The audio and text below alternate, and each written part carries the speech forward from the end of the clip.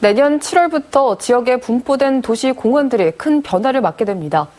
공원 일몰제가 시행되면서 공원 내 사유지들에 대한 재산권 행사가 가능해지기 때문인데요. 지자체마다 공원 존치를 위해 대책 마련에 나서고 있는 가운데 적극적인 대응을 요구하는 목소리가 커지고 있습니다. 김종수 기자가 보도합니다. 여수시 도심에 자리 잡은 무선산공원. 아름다운 경관을 따라 둘레길이 조성되고 다양한 화요류가 식재돼 호응을 얻고 있습니다. 그러나 공원 땅 가운데 사유지가 많아 여수시가 자체 예산을 들여 매입을 추진하고 있습니다. 순천시의 대표 도시공원인 봉화산공원. 이곳 역시 시민들의 만족도가 높은 시설로 올해 초 토지 보상 계획이 공고되는 등 매입 절차가 진행되고 있습니다. 이렇듯 지자체마다 토지 매입 등 대책을 마련하는 이유는 공원 일몰제 때문입니다. 사유지에 공원을 지정한 뒤 오랫동안 방치할 경우 재산권 침해란 헌법재판소의 판결에 따라 만들어진 규정입니다.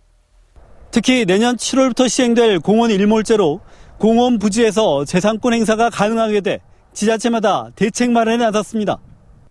수십 년 동안 도심 녹지 공간의 역할을 해왔던 공원의 기능을 유지하기 위해 발빠른 대응이 요구되는 이유입니다.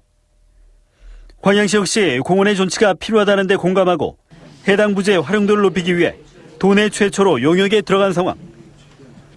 그러나 결과가 나오기까지 시간이 촉박한 데다 토지 매입을 위한 예산이 반영되지 않은 점은 아쉽다는 지적입니다.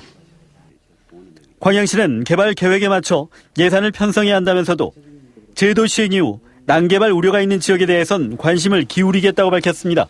예산을 편성하려면 이제 이 중앙근린공원 같이 어떤 사업 계획이 뚜렷하게 나와야지만 예산을 편성할 수 있습니다. 어떻게 어떤 식으로 관리할 것인가에 대한 지금 검토는 하고 있습니다.